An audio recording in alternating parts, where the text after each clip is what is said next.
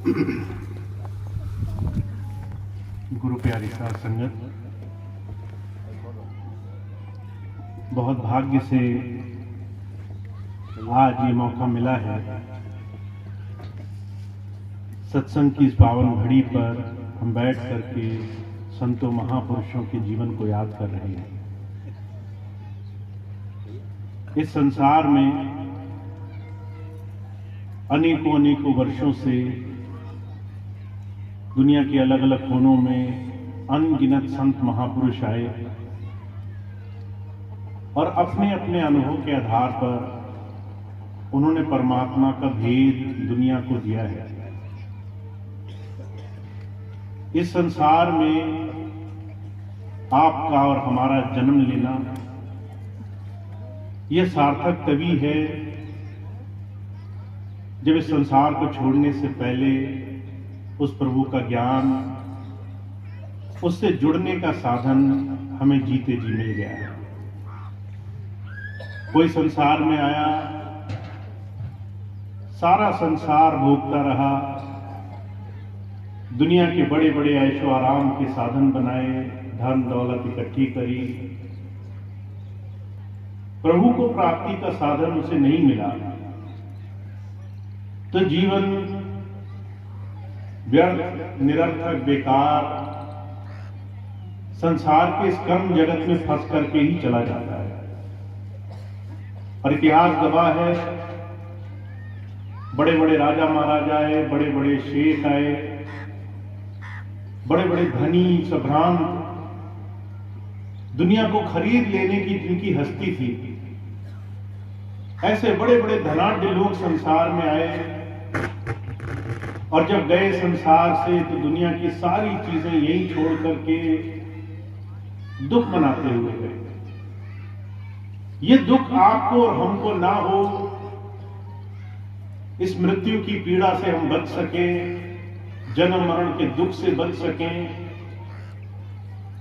ये एक बहुत बड़ा कारण होता है जिसके लिए संत, प्रभु प्राप्त योगी हमें हमारे जीवन में नाम और दीक्षा देते हैं। महाराज जी कहा करते थे, आज तक मृत्यु की पीड़ा, मौत का दर्द कोई कहीं को बयान नहीं कर पाया है। वेदों शास्त्रों में बयान किया गया है, अगर आपके एक कांटा लग जाए, उस कांटे की पीड़ा हमें इतनी मालूम पड़ती है कि हम कोई काम नहीं कर सकते, 24 घंटे ध्यान उसी में लगा रहता है। ऐसे अनगिनत पीड़ाओं का उस वक्त हमें एहसास होता है, जहां जहां हमारा मन आसक्त है, जुड़ा है, वो तमाम चीजें पीड़ा का कारण बन जाती है। अगर हमने घर बनाया, घर पीड़ा का कारण बनेगा। अगर बच्चे पीछे छूट रहे हैं तो बच्चे पीड़ा का कारण बनेंगे। अगर खूब पैसा कमाया पर खर्च नहीं कर पाएगा तो ये मन में पीड़ा का कारण बनेगा। और यूं कहा करते थे, किसी मरते हुए इंसान को जब हम देखते हैं हमें ये दिखाई नहीं देता, अंदर से दुनिया को छोड़ने की पीड़ा, घर परिवार को छोड़ने की पीड़ा, शरीर से जुड़ी हुई दुनिया की तमाम वस्तुओं से, इन तमाम चीजों में आसक्ति में जुड़ा हुआ इंसान कभी खुशी से, सुख से संसार नहीं छोड़ता। ये बात संतों महापुरुषों ने जान ली है और वो जानते हैं कि दुनिया में जब तक हमें विषय में, भोगों में, दुनिया के विकारों में, दुनिया की नाशवान चीजों में हमें सुख की आशा रहेगी, तब तक हम संसार में दुखी रहेंगे। इसलिए कबीर साहब ने बड़े साफ लफ्जों में कहा है, दुनिया में हर एक चीज मन बुद्धि के आधार पर जो भी हमें दिख रही है, वो सिर्फ और सिर्फ सुखों की एक उम्मीद, एक आशा से हमें संसार के भूल भुलावे में ले जा रही है। कहा कोई तन दुखी, कोई मन दुखी, कोई चित्त उदास, एक एक दुख सबन को सुखी संत का दाता। तन से भी दुख है, मन से भी दुख है। अगर दुनिया की बड़ी से बड़ी चीजें मिल गई तो भी उसमें सुख नहीं मिल रहा है। हुजूर कहा करते थे, आपको अगर एक सुखी इंसान मिल जाए तो आप उसको धन्य मानना। महाराज जी मिसाल फरमाया करते थे, एक बार एक राजा उसके मन में आई कि कैसे मेरा जो कष्ट है, मेरी पीड़ा है, वो दूर हो। उसने वे जो बहुत बड़े बड़े अपने हकीम, बड़े बड़े वैद्य, बड़े बड़े डॉक्टरों को बुलाया, उससे पूछा मुझे बहुत तकलीफ है, इसका इलाज कैसे हो। जब ये बात कही तो वैद्यों ने देखा कि राजा को तकलीफ कुछ नहीं है, बीमारी कुछ नहीं है, मन में वियोग लगा हुआ है, कोई चीज अच्छी नहीं लग रही, हर एक चीज बुरी लग रही है। अब अगर मन में रोग लग जाए तो क्या इलाज हो सकता है? शरीर में कष्ट हो, कोई दवा दे दे। अगर चोट लग जाए तो कोई मरहम पट्टी कर दे। मन में अगर विकार आ जाए, मन में अगर कोई बात चूक जाए तो उसकी दवा क्या है? सारी दुनिया शरीर के दर्दों का इलाज ढूंढ सकती है, मन की पीड़ा का इलाज किसी के पास नहीं है। राजा ने बहुत पूछा, वैद्यों ने देखा राजा को जो है परेशानी कुछ नहीं, पर अब कैसे बोले कि आपको कोई तकलीफ ही नहीं है। राजा गुस्सा हो गया तो भी दंड देगा। तो यह बहुत सोचने के बाद सारे वैद्यों ने, हकीमों ने एक दूसरे से पूछा, कोई इलाज बताओ, नहीं तो सबकी जान जाएगी। सबने आपस में पूछा। एक किसी समझदार आदमी के पास गए, कहने लगा भैया तुम ही बताओ, नहीं तो आज हम सबको मौत का दंड मिल रहा है। जब वह बात बोली तो वो आदमी क्या राजा के पास गया और कहने लगा मैं आपकी तकलीफ का इलाज कर सकता हूं। अब इलाज उसने जो बताया वो बड़ा आश्चर्यजनक था। राजा को कहने लगा अगर आप कोई एक सुखी आदमी हो, उसके तन का एक कपड़ा लाके मुझे दे तो मैं आपका इलाज कर सकता हूं। अब राजा बड़े गुमान में था, मेरे राजपाट में तो सारे ही लोग सुखी हैं। उसने धीरे धीरे अपने बहुत सारे सिपाहियों को भेजा कि जाओ सुखी आदमी का कपड़ा लेकर आओ। सबके पास जाते थे, पूछते थे भाई तुम्हें कोई दुख तो नहीं है?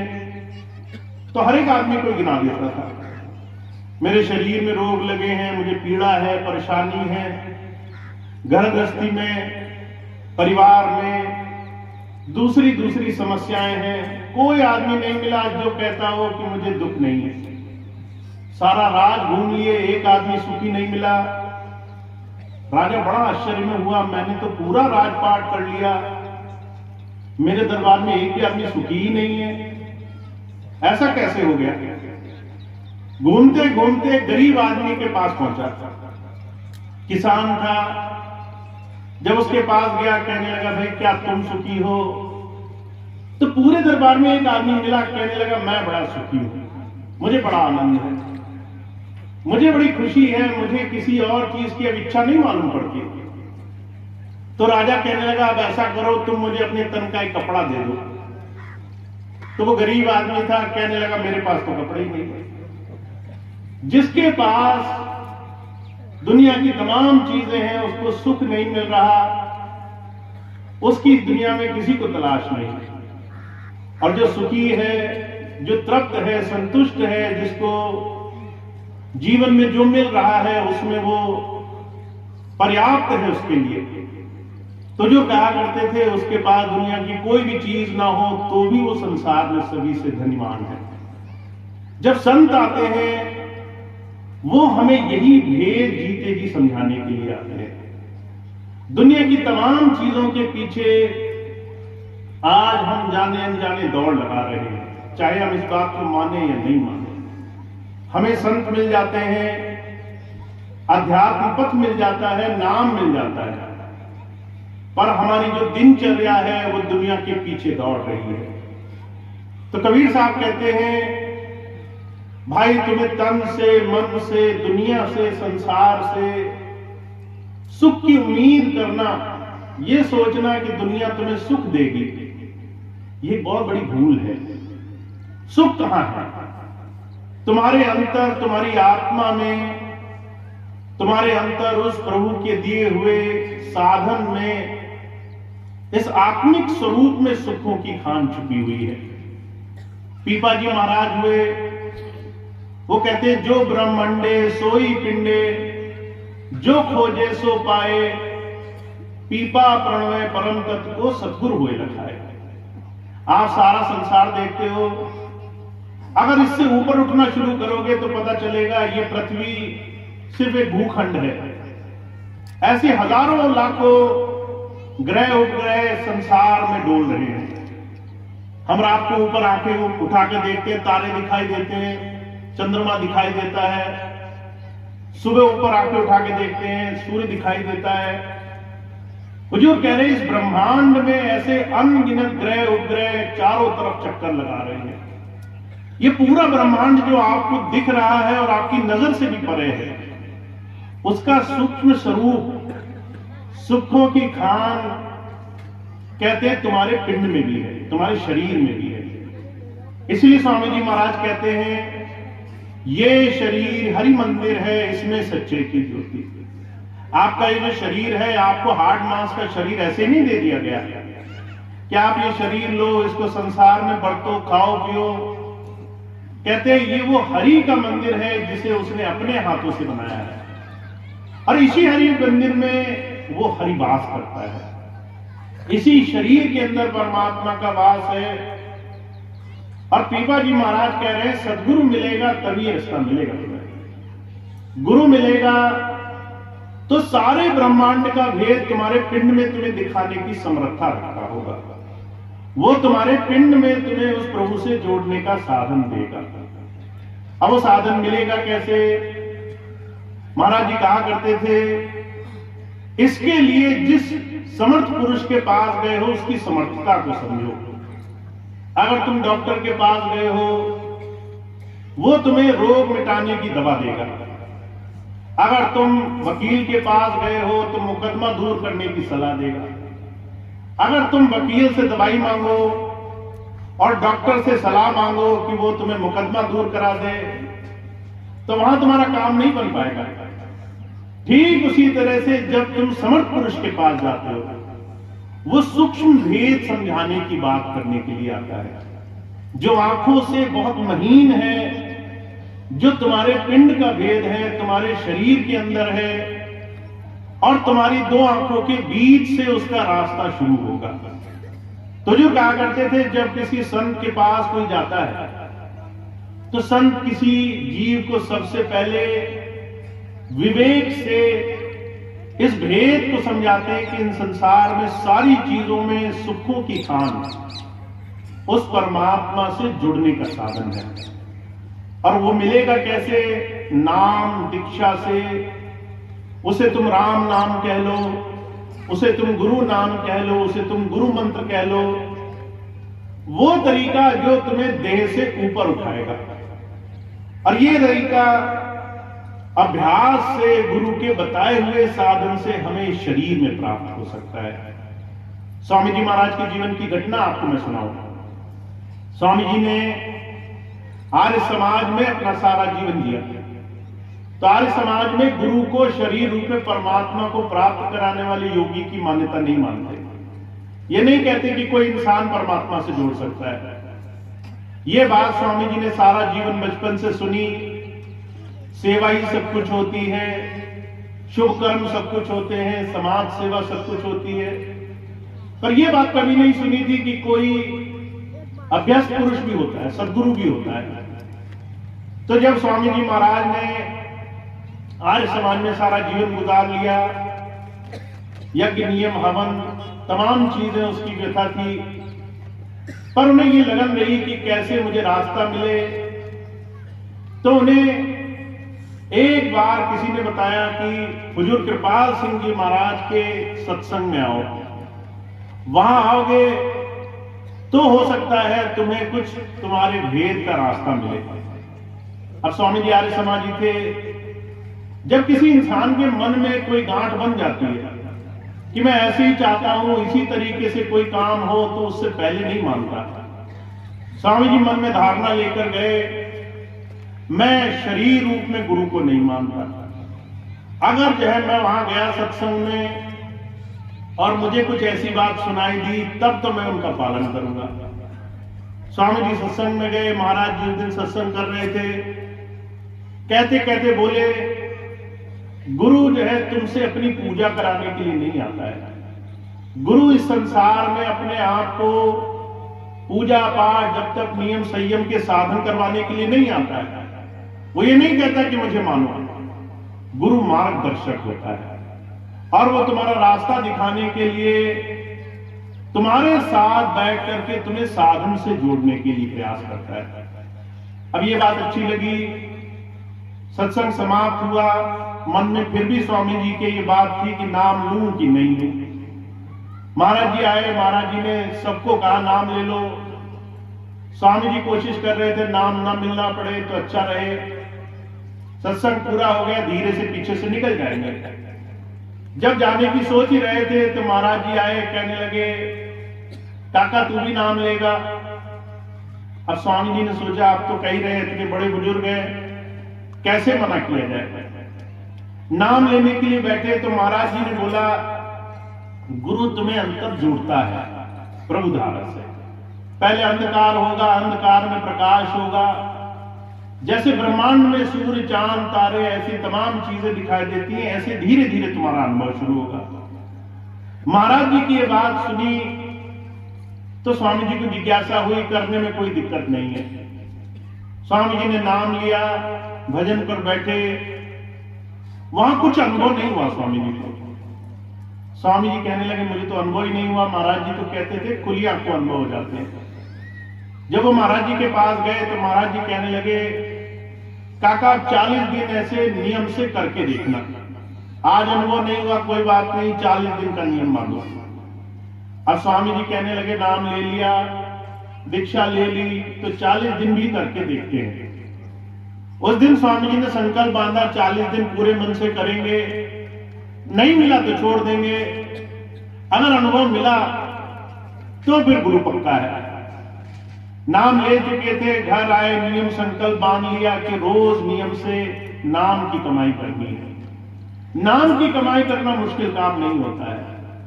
मुश्किल तब होती है जब हम नाम को छोड़ करके दुनिया के सारे काम अपने जीवन में बनाकर रखते हैं। हम सारी दुनिया में दौड़ लगाते हैं, हम सारी दुनिया की चिंताएं करते हैं। शहंशाह जी महाराज कहते हैं, आप अगर नामदानी हो, गुरु से जुड़े हुए हो, तो इसकी परख होती है। आपने अगर डॉक्टर की दवाई खाई तो आप तब मानोगे जब इलाज आपके फलीभूत हो गया, आपका दुख दर्द दूर हो गया। आप अगर अपने बच्चों को स्कूल में भेजो, स्कूल अच्छा है बुरा है, तब मानोगे जब बच्चा पढ़ लिख करके ज्ञानी विद्वान बन गया। ऐसे ही जब आप गुरु नाम से जुड़े तो इसकी भी एक पैमाइश है, इसकी भी एक परख है। शहंशाह जी महाराज कहते हैं, चाह गई चिंता गई, मनवा बेपरवाह, जिसको कुछ नहीं चाहिए सो शाह। गुरु जो है तुम्हें सेवक नहीं बनाने के लिए आता, मालिक बनाने के लिए आता है। सबको सारी चीजें सब कुछ तुम्हारे एक जरा से इशारे पे काम करें, ऐसी समर्थता तुम्हें देने के लिए आता है। पर शहंशाह जी महाराज कह रहे हैं, इसकी शुरुआत जब करोगे तो तुम्हें कुछ चीजें दिखाई देंगी। पहली चीज दिखाई देगी, तुम्हारी दुनिया की तमाम भौतिक इच्छाएं कम होने लग जाएंगी। आज मैं देखता हूं बहुत से लोग मान बढ़ाई, सुख दुख, दुनिया की तमाम छोटी छोटी चीजों में इतना ज्यादा भ्रमित हो जाते हैं, उनको जीवन में अच्छी और बुरी चीज के बीच का भेद नहीं दिखाई देता। मैंने एक बार एक भाई को देखा, उनके पास गए, 2-4 लोगों ने उनको नमस्कार नहीं किया। जब हाथ जोड़कर प्रणाम नहीं किया तो इसी बात पर गुस्सा हो गए। कहने लगे, तुमने हमारा सम्मान नहीं किया, तुमने हमारा नाम नहीं लिया, तुमने हमसे ठीक से बात नहीं की, हम तुमसे बात नहीं करेंगे। कई दिनों तक बात ही नहीं करी क्योंकि मान नहीं मिला, सम्मान नहीं मिला। पर शहंशाह जी महाराज कह रहे हैं, आपका गुरु नाम से जुड़ने का सबसे बड़ा असर क्या है? आपकी चाह कम होने लग जाएगी। आपको किसी ने गद्दी पर बिठाया तो भी ठीक, नहीं बिठाया तो भी कोई मन में चिंता नहीं है। आपने किसी ने आपका सत्कार किया तो भी ठीक, नहीं भी किया तो भी हमें किसी के सत्कार की जरूरत नहीं है। आपको किसी ने अच्छा बोला तो भी ठीक, आपके बारे में नहीं बोला तो भी आप जानते हैं कि आप अंदर से कैसे हैं। अंदर से तमाम भेदभाव, ऊंच नीच की भावना अपने आप स्वतः कम होने लग जाती है। तो जो कह रहे हैं आपकी चाह थोड़ी कम होगी, चिंताएं थोड़ी कम होगी। आज अगर हमारे अंदर चिंता लगी है कि हमारे बच्चों का कल क्या होगा, हमारे शरीर का क्या होगा, हमारा भविष्य कैसा होगा, हमारे मकान बनेंगे नहीं बनेंगे, जमीन जायदाद बढ़ेगी नहीं बढ़ेगी, तो जो कहते हैं ऐसी तमाम चिंताएं आपको गुरु पथ पर चलने से रोकती हैं। ये तमाम चिंताएं बाधक हैं। जब आप नाम लेने बैठोगे तो यही सारी चीजें आपके दिमाग में घूमेंगी। बहुत से लोग ऐसे हैं जब ध्यान करने बैठते हैं तो या तो उनको दुनिया याद आती है, दुनिया की चीजें याद आती है। कई बार तो ऐसी चीजें याद आती है जिनका कोई लेना देना नहीं, फिर भी तमाम चीजें हमारे मन को बांध करके हमें गुरु पथ से अलग ले जाती है। स्वामी जी महाराज अक्सर एक छोटी सी मिसाल फरमाया करते थे। एक आदमी था, उसको स्वामी जी ने नाम दिया, कहने लगे ऐसा करना, रोज ध्यान पर बैठना। जब वो घर गया, ध्यान पर बैठा, तो जो है अचानक उसके दिमाग में बात आई कि आज से कुछ दिन पहले एक पड़ोसी मुझसे कुल्हाड़ी ले गया था उधार। वो कुल्हाड़ी जो है वापस नहीं करी अभी, पर नाम नहीं याद आ रहा कौन सा पड़ोसी ले गया था। अब ध्यान करने बैठे, धीरे से ध्यान कुल्हाड़ी में गया, कुल्हाड़ी लेने वाले पर गया, ध्यान से उठ बैठे, कहने लगे कुल्हाड़ी है जब तक तब तक ध्यान नहीं बनेगा, अगले दिन बैठूंगा ध्यान पर। अगले दिन फिर ध्यान पर बैठा, फिर वही कुल्हाड़ी याद आए। धीरे धीरे महीना गुजर गया। अगले महीने जब सत्संग गया वापस स्वामी जी के पास, कहने लगा स्वामी जी नाम क्या दिया आपने, बड़ी मुसीबत हो गई। ध्यान पर बैठता हूं, कुल्हाड़ी याद आती है कि किसी को दी थी, वो आज तक लौटाने नहीं आया। स्वामी जी उस समय कुल्हाड़ी जरा सी मिलती थी, कुछ पैसों की, आज से 40 साल पुरानी बात है। स्वामी जी कहने लगे अरे भाई 2 कुल्हाड़ी और ले लेता, कितने की आती है? कहने लगा ले तो चुका 5, पर जो वो कुल्हाड़ी जो मैंने दी थी वो मेरा पीछा नहीं छोड़ रही। महाराज जी कहा करते थे ये मन गति ऐसी है, अगर तुम इसे संसार की 4 चिंताओं में लगा रहे हो तो सीधी निशानी है तुम्हारा ध्यान गुरु की तरफ नहीं जुड़ रहा है। तो शहंशाह जी महाराज कहते हैं तुम्हारी चिंताएं कम होगी, तुम्हारी चाह कम होगी, मन में बेपरवाही आएगी, मन में घबराहट नहीं होगी, मन एकदम निश्चिंत रहेगा। ये भरोसा होगा, ये विश्वास होगा कि मेरे सारे काम तो अपने आप बने हुए हैं, सिर्फ समय आने की देर है, वो समय आएगा और मेरे काम बन करके मेरे सामने आ जाएंगे। तो जो कहा करते थे जब कोई गुरु नाम लेता है विश्वास से, भरोसे से, मन में दृढ़ता से, हिम्मत से, उसके अंदर ऐसी एक सच्चाई का रास्ता बनता है जिससे उसके मन गति पे थोड़ा सा ठहराव आना शुरू हो जाता है। तो जो इसी बात को बार बार कह रहे हैं, कहते ये रास्ता आपको गुरु सिखाने के लिए आया है, ये व्यवहारिक है। जैसे आपने खाना खाया, पेट अंदर से ये जवाब देगा पेट भर गया। आप 10 दिन खाते रहो, पेट से जवाब ही ना आए तो उस खाना खाने का क्या फायदा है। हुजूर कहा करते थे गुरु नाम से जुड़े तो आपके जीवन में बाहर बदलाव आना शुरू हो जाएगा, परिवर्तन आना शुरू हो जाएगा। और यही निशानी है कि आप सही तरीके से गुरु नाम में जुड़े हो। तो इसीलिए पीपा जी महाराज कहते हैं आपके पिंड में, आपके शरीर में उस प्रभु से जोड़ने का साधन 2 आंखों के पीछे जहां माताएं बिंदी लगाती हैं, भाई तिलक लगाते हैं, वहां जुड़ करके वहां तक शरीर में सिमटाव की स्थिति बना करके गुरु कराने के लिए आया है। और ये आप कैसे करोगे? रोज रोज प्राण शक्ति से, रोज रोज अपने ध्यान से, रोज रोज अपने विवेक से गुरु के नाम से जुड़ने का साधन बनाया है। तो जब जब संत आते हैं वो कहते हैं आपके जीवन का सबसे सुंदर, सबसे अनोखा जो साधन है वो है अपने जीवन में प्रभु नाम की कमाई के साथ जुड़ना। अर्जुन कहा करते थे ये सुंदर मौका सिर्फ गृहस्थ लोगों को दिया गया है। वो लोग जो घर गृहस्थी में हैं, जो बाल बच्चों का पालन पोषण करते हैं, कारोबार करते हैं, जो संसार में सिर्फ और सिर्फ घर बार छोड़कर जंगलों में जा रहे हैं, उनके लिए रास्ता नहीं है। नाम की कमाई का रास्ता, प्रभु धारा से जुड़ने का रास्ता सिर्फ गृहस्थ लोगों के लिए छोड़ा गया है, जो संसार के सारी जिम्मेदारियां करने के साथ साथ गुरु के दिए हुए नाम से दो चीजें बनाते चले। पहली चीज, ध्यान और साधना में अपने आप को जोड़ने का समय दें। अगर आपके पास 24 घंटा है, एक दिन का समय है, हुजूर कहा करते थे 24 घंटे में से अगर आपने थोड़े से थोड़ा समय भी निकालना शुरू किया है तो आपका जीवन सार्थक होने लग जाएगा। अगर आप आधा घंटा निकालते हो, 1 घंटा निकालते हो और इस 1 घंटे में सारी दुनिया के काम एक किनारे रख करके आंखें मूंद करके उस नाम की कमाई से जुड़ने का कार्यक्रम करते हो, तो जो कहा करते थे छोटे छोटे प्रयास का करत करत अभ्यास जड़मत हो सुजान, रसरी आवत जात से सिर पर पड़त निशान। महाराज जी मिसाल फरमा रहे हैं, कहते पुराने समय में कुएं से पानी निकालते थे तो रस्सी जो है उसको पत्थर पर रोज पानी निकालते वक्त ऊपर नीचे रोज घर्षण होता था। कभी आपने सुना है कि पत्थर पर जो है एक रस्सी जूट की बनी हुई, वो मोटी सी लकीर खींच दे, जूट की जो है रस्सी से पत्थर कट जाए।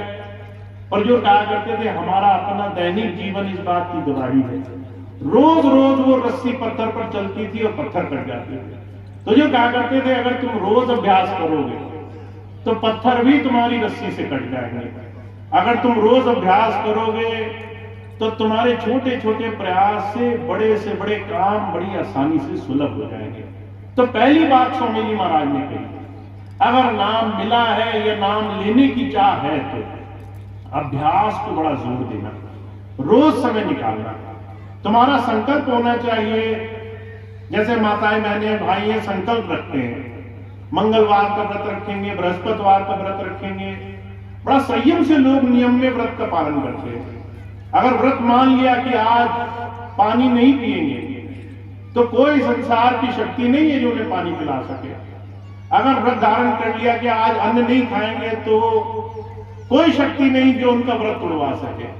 हुजूर कहा करते थे ऐसा व्रत रखना होगा, ऐसा संकल्प रखना होगा कि हमें रोज रोज उस मालिक की याद में बैठना है, रोज रोज आंखें मूंद करके अंदर गुरु दिए हुए नाम से जुड़ना है। अब ये काम करने के लिए दूसरी बड़ी भारी चीज की आवश्यकता होगी आपको, और वो है आपका सिमरन अच्छा होना चाहिए। आप जिस चीज में मन लगाकर रखोगे वो चीज आपके मन में घर कर जाएगी। अगर आप 24 घंटे चिंताओं में लगे हो, कारोबार में लगे हो, फिक्र में लगे हो, भूत भविष्य वर्तमान किसी भी चीजों में आपका मन लगा हुआ है, तो जब आंखें मूंद कर ध्यान पर बैठोगे तो यही मन की सिमरन शक्ति आपको फंसा कर रखेगी। दुनिया का सिमरन किया है तो दुनिया याद आएगी, अगर मालिक का सिमरन किया है तो मालिक याद आएगा। तो जो कहा करते थे सिमरन बहुत बड़ी शक्ति है। आप अगर खाना बना रहे हो मन से सिमरन कर सकते हो, आप सड़क पर चलकर जा रहे हो सिमरन कर सकते हो, आप अगर सुबह उठे हो सिमरन कर सकते हो, शाम को सिमरन कर सकते हो, आप दुनिया के किसी भी काम में सिमरन कर सकते हो। और जो कहा करते थे सिमरन की एक खूबसूरती है, पहले आप करोगे तो जबान से करना पड़ेगा। आप 5 शब्द जो आपको दिए गए, जब पहले उसको याद करने की कोशिश करोगे तो जबान से जोर लगाना पड़ेगा, बोलना पड़ेगा, वरना ये याद नहीं रहेंगे, बीच बीच में टूट जाएगा सिमरन। फिर एक समय ऐसा आएगा जबान से नहीं करना पड़ेगा, अपने आप मन ही मन चलता रहेगा। आप जो है चाहे कितनी भी कोशिश करो, आप दुनिया का कोई भी काम करो, मन ही मन वो सिमरन चलता रहेगा। हुजूर कहा करते थे उसकी तीसरी अवस्था आएगी, वो ये कि आपको खबर भी नहीं लगेगी, आपका हर वक्त हर घड़ी मन सिमरन में लगा रहेगा। तो जो कहा करते थे ये 3 सीढ़ियां हैं, अगर आपको सिमरन खूब अच्छा करना है तो आपको अपनी दिनचर्या में थोड़ा थोड़ा समय निकाल करके, चाहे कोई भी काम कर रहे हो, उसमें 5 नाम का सिमरन, उसमें याद गुरु की तरफ जोड़ करके दुनिया की चिंताओं से अलग हट करके थोड़ा थोड़ा समय देने में काम बनेगा। तो जो कहा करते थे इस मन गति को रोकने के लिए, इस मन को चिंताओं से बचाने के लिए, इस मन को संसार की तमाम बातों से बचा कर रखने के लिए संतों ने सिमरन जारी करा है। तो वो बड़े भाग्यशाली होते हैं जिन्हें सदगुरु का साथ मिल जाता है, नाम मिल जाता है, नाम से इस जीते जी प्रभु धारा से जुड़ने का साधन मिल जाता है। ये साधन आप में से बहुत से भाई बहनों को मिला है, वो बहुत भाग्यशाली हैं, बहुत बहुत समय से गुरु के दिए हुए नाम से जुड़े हुए हैं। अब इस नाम सिमरन को रोज रोज बनाकर रखना है। मैं बार बार इसलिए कहता हूं, अभी 2 साल पहले बहुत बड़ी महामारी हुई, आपने सब देखा, सारा विश्व वो अपने अपने कमरों में बंद होकर के रह गया। लोग घर से बाहर निकलते हुए घबराते थे, घर से बाहर निकलने में लोग नहीं गए, रिश्तेदारियों में नहीं गए, खुशी में नहीं गए, गम में नहीं गए, किसी से मिलते हुए लोग डरते थे कहीं ऐसा ना हो हमें रोग लग जाए और हम भी ना जाने किसी ऐसे रोग के कारण चलते फिरते शरीर छोड़ दें। मौत का ऐसा भय इस पूरी शताब्दी में कभी और नहीं हुआ लोगों को। ऐसे समय में मैंने देखा वो लोग जो परमात्मा को मानते नहीं थे, वो सुबह शाम भजन सिमरन करने लगे। मैंने देखा वो लोग जो नाम तो ले चुके थे, नाम में भूले बैठे थे, सुबह शाम याद करने लगे। मैंने देखा वो लोग जो घर से सत्संग में नहीं जा पाते थे, फोन उठा उठा करके सत्संग करने लगे। चाहे दिन में 2 सत्संग मिले, 4 सत्संग मिले, सत्संग से जुड़ना शुरू कर दिया, प्रार्थना करनी शुरू कर दी, भजन करना शुरू कर दिया। इस मौत की पीड़ा के आगे, मौत के भय के आगे सबने प्रार्थना शुरू कर दी। पर जैसे ही पता चला कि इसकी तो दवाई है, ये रोग दूर हो सकता है, सब काम किनारे छोड़कर फिर वही दुनिया की चिंताओं में लग गए कि 100 साल बाद क्या होगा, हमें तो वो दुख सताया जा रहा है। तो जो कहा करते थे इस बात को भूलना नहीं है। हमारे जीवन में जो क्षण हमारे हाथ में है और जो समय मालिक ने हमें दिया है, वो समय ही हमारे लिए सबसे कीमती है। इसमें आप चिंता भी कर सकते हो और चिंतन भी कर सकते हो, चर्चा उस प्रभु नाम की भी कर सकते हो और दुनिया के अनगिनत भोगों और सामानों की भी कर सकते हो। तो ये बात सिर्फ गुरु सिखाता है कैसे मन को रोकना है और कैसे उस प्रभु नाम के चिंतन में, उस याद में अपना समय गुजारना है, चिंताओं में समय बचा लेना है। तो आप सब बहुत भाग्यशाली हैं, स्वामी जी का नाम मिला हुआ है। इस नाम को खूब कमाइए। जितना जितना आप समय दे दोगे, जितना जितना आप संकल्प धारण कर लोगे, उतना उतना आपको इसका लाभ मिलेगा। दूसरी बात यह है कि आपको सत्संग मिला हुआ है, सत्संग में खूब खूब अपने जीवन को जोड़कर रखिए।